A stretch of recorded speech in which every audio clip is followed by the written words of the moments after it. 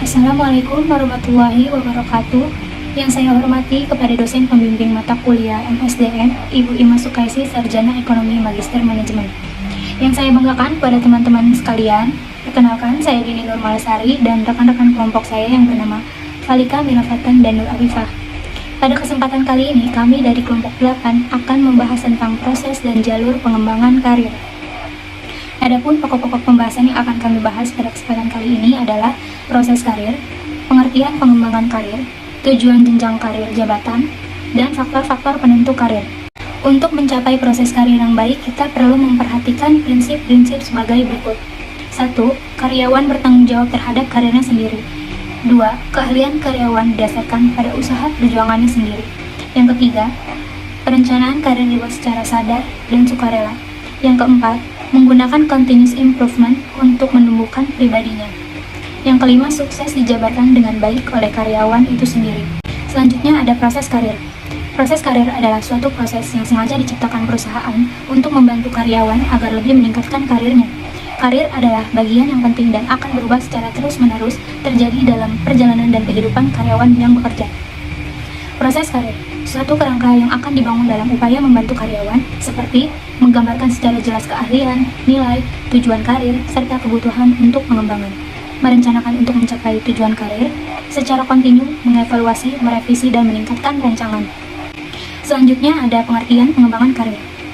Pengembangan karir adalah peningkatan pribadi yang dilakukan seseorang untuk mencapai suatu rencana karir dan meningkatkan oleh Departemen Personalnya untuk mencapai suatu rencana kerja sesuai dengan jalur atau jenjang organisasi. Pilihan arah atau jalur pengembangan karir meliputi 1. Enrichment, pengembangan dan peningkatan melalui pemberian tugas atau assignment. Secara khusus, ini merupakan bentuk umum dari pengembangan karir. Yang kedua adalah lateral, pengembangan ke arah samping suatu pekerjaan yang lain yang mungkin lebih cocok dengan keterampilannya dan memberi pengalaman yang lebih luas, tantangan baru, serta memberikan kepercayaan dan kepuasan lebih besar. Yang ketiga ada vertikal, pengembangan ke arah atas pada posisi yang mempunyai tanggung jawab dan wewenang lebih besar dibanding keahlian khusus dan keahlian khusus yang baru. Yang keempat ada relocation, perpindahan secara fisik ke unit organisasi lain atau tempat yang dapat melengkapi kesempatan, pertumbuhan dan peningkatan keinginan dan kemampuan karyawan untuk tetap pada pekerjaan yang sama. Yang kelima ada exploration, menjelajah ke arah yang lebih luas lagi kepada pilihan karir dalam unit organisasi maupun di luar unit organisasi untuk mencari dan mengumpulkan informasi sehingga dapat menjawab pertanyaan dan membuat suatu keputusan tentang potensi karir yang akan dipilih. Yang keenam ada realignment, pergerakan ke arah bawah yang mungkin dapat merefleksikan sesuatu peralihan atau pertukaran prioritas pekerjaan bagi karyawan untuk mengurangi resiko, tanggung jawab, dan stres. Menempatkan posisi karyawan tersebut ke arah yang lebih tepat yang sekaligus sebagai kesempatan atau peluang yang baru. Tujuan jenjang karir jabatan. Menurut Sutrisno, jenjang karir jabatan bertujuan 1. Memberikan kepastian arah karir jabatan karyawan dalam kiprahnya di lingkup organisasi.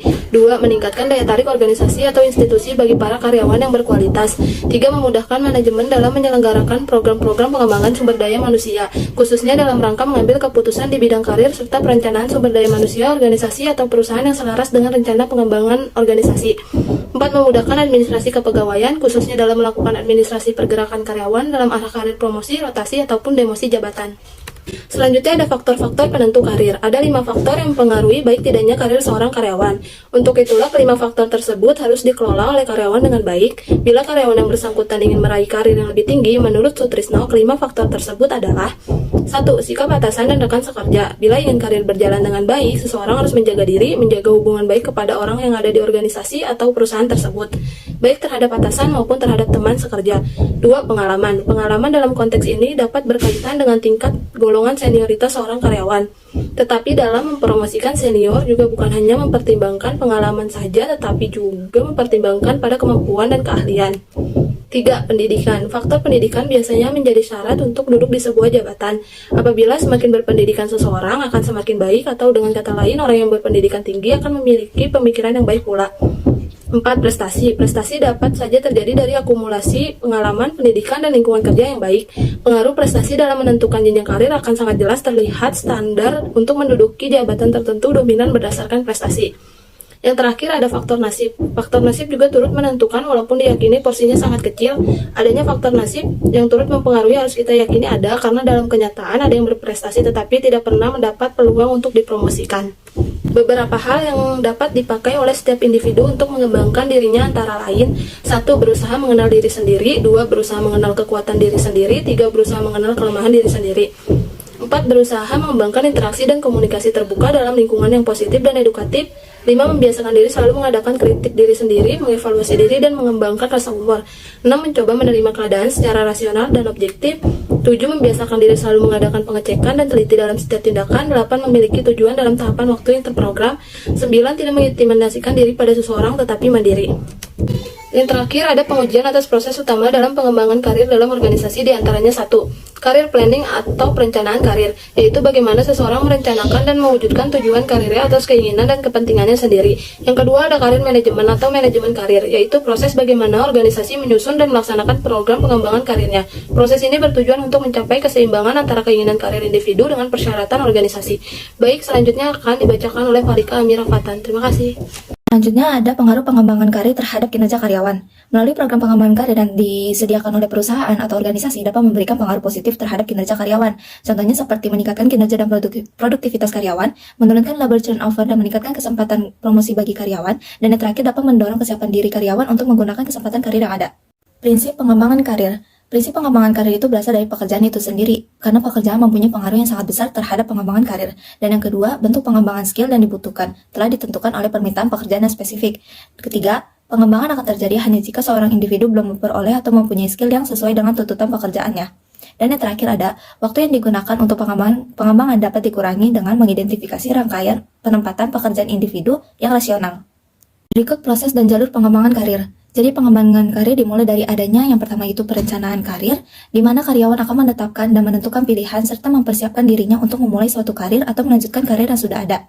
Dan yang kedua diteruskan ke jalur-jalur karir, di mana karyawan akan menuju pada suatu pola yang sistematik dan jelas dengan mengenali atau menilai dirinya lebih dalam dan menyusun daftar profesi atau pekerjaan yang ingin dicapai.